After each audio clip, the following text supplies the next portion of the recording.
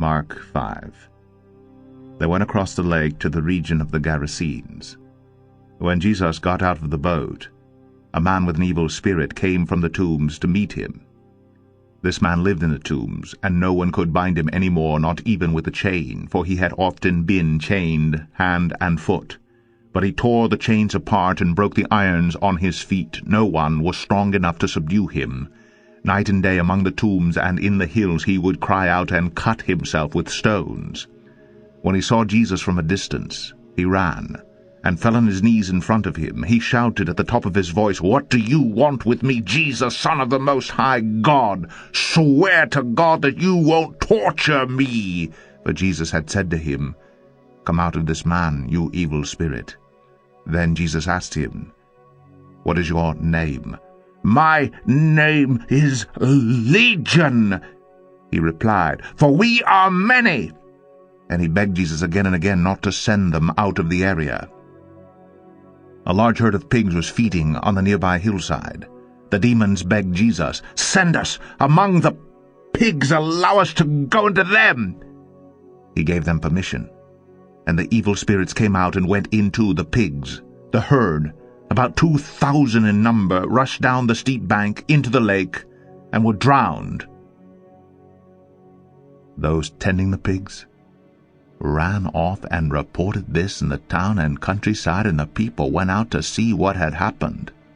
When they came to Jesus, they saw the man who had been possessed by the legion of demons sitting there, dressed and in his right mind, and they were afraid.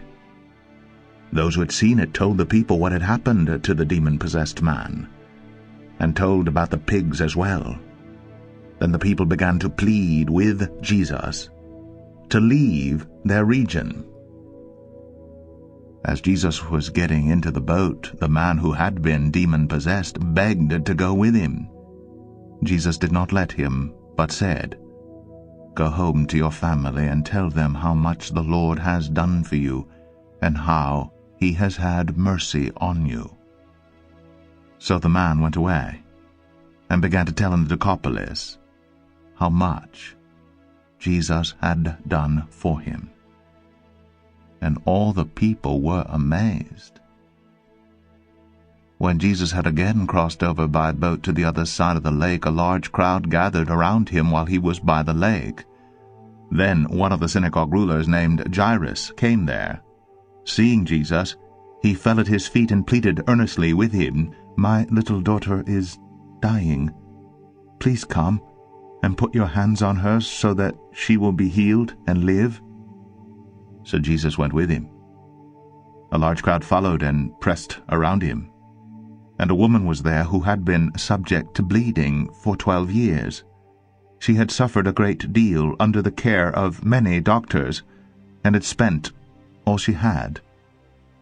Yet instead of getting better, she grew worse. When she heard about Jesus, she came up behind him in the crowd and touched his cloak, because she thought, "If I just touch his clothes, I will be healed." Immediately, her bleeding stopped, and she felt in her body that she was freed from her suffering. At once Jesus realized that power had gone out from him. He turned around in the crowd and asked, "Who touched my clothes?" "You see the people crowding against you," his disciples answered, "and yet you can ask, 'Who touched me?'" But Jesus kept looking around to see who had done it. Then the woman, knowing what had happened to her, came and fell at his feet, and trembling with fear told him the whole truth. He said to her, "Daughter, your faith has healed you. Go in peace and be freed from your suffering."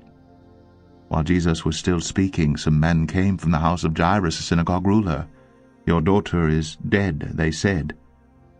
"Why bother the teacher any more?" Ignoring what they said, Jesus told the synagogue ruler, "Don't be afraid, just believe." He did not let anyone follow him except Peter, James, and John, the brother of James. When they came to the home of the synagogue ruler, Jesus saw a commotion with people crying and wailing loudly.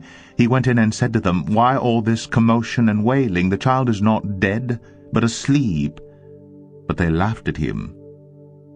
After he put them all out, he took the child's father and mother and the disciples who were with him, and went in where the child was. He took her by the hand and said to her, "Talitha, cum," which means, "Little girl, I say to you, get up." Immediately the girl stood up and walked around. She was 12 years old. At this they were completely astonished. He gave them strict orders not to let anyone know about this, and told them to give her something to eat.